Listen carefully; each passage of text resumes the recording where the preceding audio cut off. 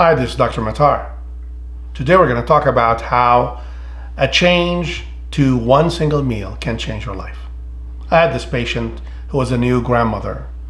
I think she had just turned 63. Yep. And I remember her telling me something about her insurance, that she had turned 60, or what is it, 65? Probably 65.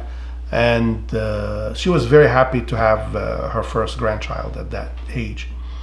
The reason why she came to my office was she was overweight and she couldn't lose weight. She had a whole life history of being overweight.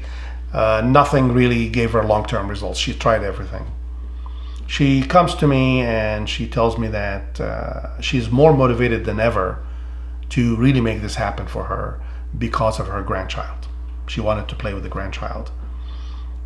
So we sat down, I gave her plans, she worked with the coaches and the exercise professionals and everyone else at the office, and she did well.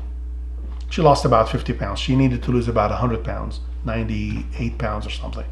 So she did 50 pounds really well, but for her that's not really a miracle because she had done this so many times in the past and she had gained it all back. After the initial 50 pounds of weight loss, she hit a plateau, at which point I talked to her to find out what's going on. And she told me that she eats very quickly and she eats very frequently. And she tries to stick to healthy meals as per the plan, but she eats all the time. She has to eat all the time. And I asked her how quickly she ate, and she demonstrated to me. She had a bag of foods with her all the time. She started eating. I said, why don't you eat, I'm going to talk to you about something.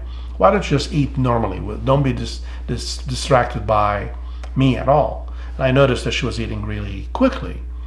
That means she was not really giving herself enough of a chance to taste the food, enjoy the food, savor the food, appreciate the food, and so forth. She was just eating. She was almost stuffing her mouth, her face with food. At which point I recommended that she would have a single meal where she's very mindful of what she's eating. She said that was interesting. Maybe I can do that. If it's just a single meal, I can manage to just control myself and just eat slowly and savor my meals, my bites and my food. She did that. A lot of effort, a lot of difficulty. She did that. I said to her, do it every day, at least once. And she did that maybe for 2 or 3 days, and then she comes back to the office and she says, can't do that. It's very difficult. So what I did was I divided up a meal into components. Be mindful of whether or not you're hungry. That's all I want you to do for the next week. At one meal, not every meal, just one meal, before you eat, just be mindful. Make a mental note of whether or not you're really hungry, or you just want to eat, or interested in eating, or have cravings for something different than being actually hungry. So that was actually easy for her to do. She made notes of how she felt, whether hungry or not, for a whole week. She brought that to me and I said, okay, that's being mindful. So now let's go to the next level. I want you to be mindful of when you're no longer hungry. So you're hungry, you're mindful of that, then you start eating. No instructions on what you're eating, how you're eating it, nothing. I want you now to have a mental note, to make a mental note at exactly the time when hunger disappears. I'm not saying you're full, and I'm not saying you're over full, and I'm not saying you're satisfied. All I'm saying is the moment you're no longer hungry. And I want you to write down anything that you eat beyond that point. She goes, okay.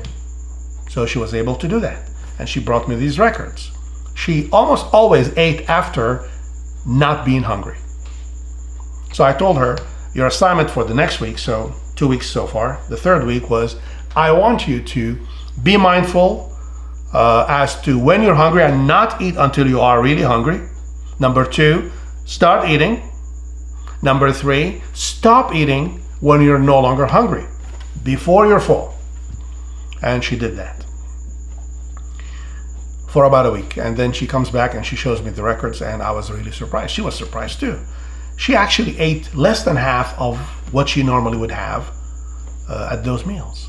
Less than half of the food. And so we kept taking this one single meal mindfulness exercise to the next level, where she would eat the right foods first, and she would not go on to anything else, let's say fruits and vegetables first, until she is no longer hungry.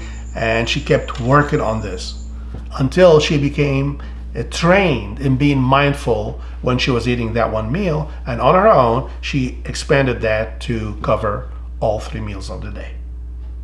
The end result was she naturally ate half of what she was eating. Half. That means half the calories.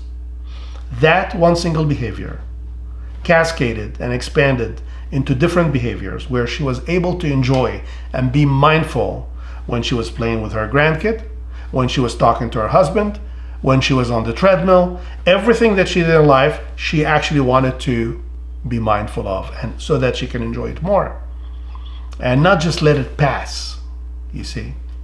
So she was very successful, and she lost the other 50 pounds almost without effort. Okay, so I want you to learn something from this, and hopefully you can apply it in your own life. Thank you. Hi, this is Dr. Matar again. If you like the video, please give it a like and subscribe so you can get the future videos.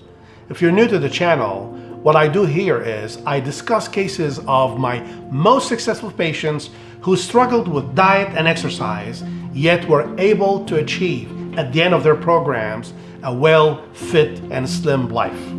I want the same for you. So if you have any questions or comments, please send them my way. I'd love to hear from you. Thank you.